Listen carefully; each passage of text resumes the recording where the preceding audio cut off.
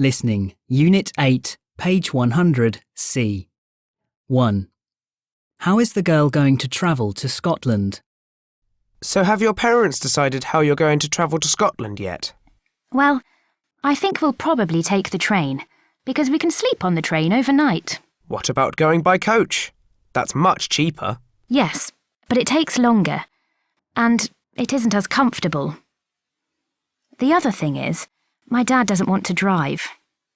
We could stop whenever we wanted in the car, but Dad says driving is too tiring. 2. What has the woman planned to do first?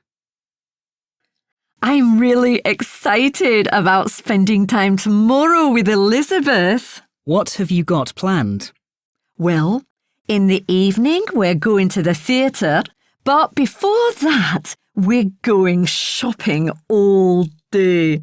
We'll be tired after all that shopping, so I've booked a table at her favourite restaurant for dinner. Wow, that is a busy day.